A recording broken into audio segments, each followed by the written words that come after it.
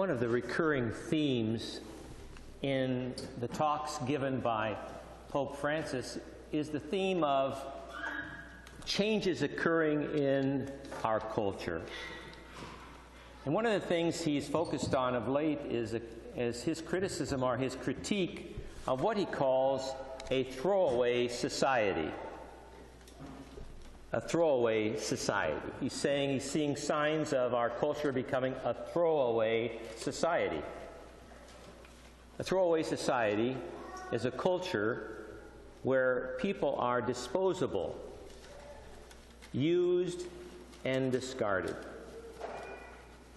The Pope emphasizes that there is an increasing trend of violence going on all over the world, where people seek to solve their problems by hurting one another. He emphasizes, too, that from the womb to the tomb there are problems, beginning with the expendableness of the innocence in the womb of a mother by abortion, all the way through to elderly people. And he says that the elderly people, too, are treated as if they were disposable, thrown away, cast aside. And he says when people who are elderly are put aside that way, we are depriving the young people of the wisdom only older people can provide. A throwaway society. We see signs of it all around us. A culture where moral principles are optional.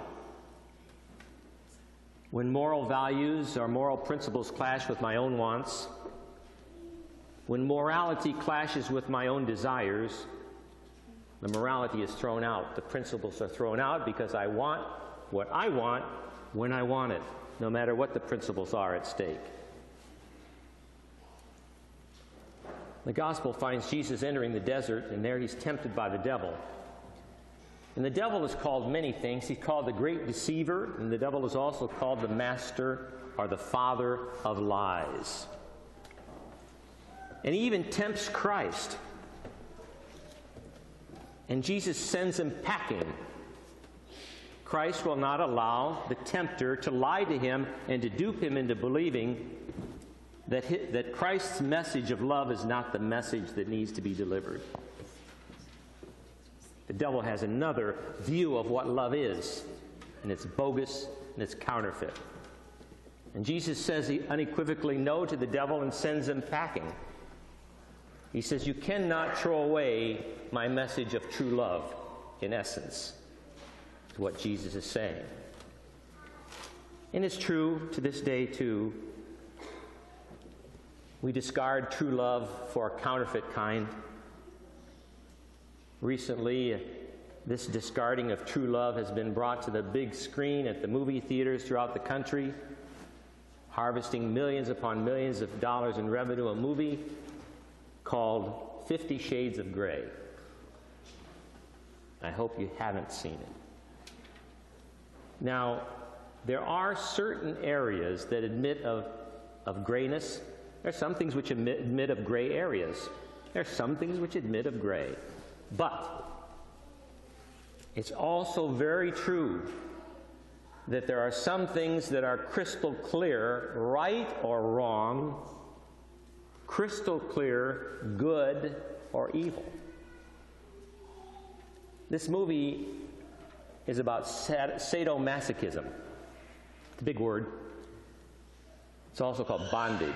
It means in the expression of your sexuality, the expression of your love in the sexual act, you use whips and chains and handcuffs to hurt your partner in a free-for-all of sexual deviancy, all in the name of love. The movie presents the partners as sex toys. The partners in the marital act are really treating one another as sex toys. Use one another for your pleasure and then discard them like you do a toy. What do you do with a toy? After you play with the toy, you put it away or you throw it aside. And that's what this movie and that's what this attitude toward love is, so-called love, as presented. It's bogus, it's counterfeit. 50 Shades of Gray is 50 shades of garbage. Christ confronted the tempter and said no. Aren't we to do the same? To identify the tempter and to recognize his lies, and to know that what the devil tries to sell us over and over again is a phony view of love. True love does not deliberately hurt another and then throw him or her aside. True love does not use people for sexual pleasure or for any other reason. Not just a matter of sex. True love does not use people for their own purposes. The father of lies is still alive and active on planet Earth. The devil is leading us into the desert of confusion and chaos and moral darkness. And you and I, as Christians, are called to carry the light. We are living in a throwaway society that's steeped in darkness, ready to throw out true love, ready to throw out God's love, ready to throw out God's truth, God's view of good and evil, God's view of right and wrong. God's view is this: right is right even when the whole world thinks it's wrong. God's view is wrong even if the whole world thinks it's right. It's wrong. It's evil to treat anybody as a throwaway, usable, and discardable commodity. Therefore, our pleasure, and then cast aside. God knows best. God knows best. God knows best what is true love. It's every person's choice to choose the truth, to choose to follow Christ, or to follow the pathway of a counterfeit love which in the end destroys us and destroys families and destroys in the end a culture and a civilization. Look at the cross. That's what true love looks like. Christ suffered so that you and I wouldn't have to suffer the pains of sin and hell. He suffered so you and I wouldn't have to suffer, because we should be on the cross for our sins. He's not, shouldn't. He's innocent. Then in his mercy, he took our place and died on the cross for us. He suffered because he loves us and wants us to be with him forever and to experience the power of his love and his forgiveness and his mercy. Every person, from womb to tomb, is valuable and precious to him. He suffered so you and I wouldn't have to suffer eternal death. We all have a choice. God's way of loving, our counterfeit way of throwaway love, throwaway society. It's our choice. There's a story told, a fable, about a billionaire who died in a car accident. And there have been different versions of this story, but essentially the same point. A billionaire dies and he's in a car accident. He goes to heaven. The Lord meets him at the pearly gates. And the Lord said, well, he said, you know, I'm going to offer you something different. I'm going to give you a preview of heaven and hell. And then you can choose whether you want to go to heaven or you want to go to hell. Okay. So the billionaire takes the elevator down to hell. The elevator doors open. There, to his surprise, is a beautiful place. Sun is shining, the blue skies. There's a sandy beach with beautiful waters, clear waters, beautiful women, scantily clad, booze galore, perfect. Great, says the man. What can heaven be like? And so he takes the elevator up, gets out of the elevator, and there, to his amazement, as the doors open, he sees a place, beautiful clouds, beautiful angels, drifting about, music and singing. But, he says, this is nice, but not as tempting as hell. So he says to God, Lord, I would like to choose hell. Fine, if that's your choice, the Lord said. And so the billionaire takes the elevator down, the door is open. The devil immediately grabs him and begins to beat him, chains him to the wall, tortures him. Flames are all around him. People are screaming and howling. There's darkness.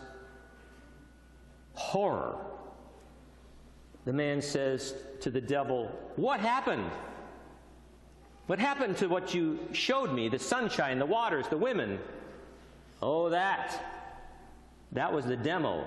Now you get the real thing. Silly, but true. In that, the devil is the father of lies. It accents the story, accents the fact that the devil wants to present something tempting. He wants to lie to us. He wants to offer us something that is beautiful. But then in the end, we have something horrible. With the devil, when we buy his temptations, when we choose what he wants and what he offers, in the end, we always end up the loser. He's a liar. You want to be happy? He says, do this, and we end up unhappy. Search your heart as I should. The sin in my life invariably looked tempting at the beginning. That's why I fell for the temptation and sinned, but I end up a loser every time. I end up losing every time.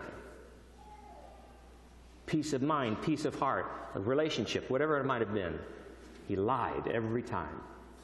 And like a fool, I bought it. And so did you. This Lent is a gift.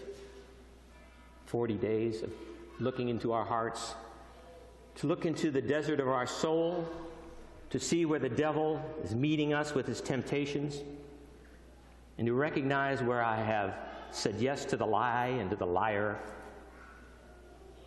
and begin to deliver the message to the father of lies when he presents to me a throwaway attitude toward other human beings. To present to him the light of the gospel, which is the cross. That's what I say to the devil. No, but yes to him. What is love? What is true love? Not a throwaway love, but that kind of love. Jesus, you did it all for me, and worthy as I am, and yet over and over again I buy the lie to look for shortcuts to being happy, to find pleasure, and compromising my faith, hurting others, throwing people away. Forgive me, Lord. Help us all to learn the lesson of true love at the foot of your cross.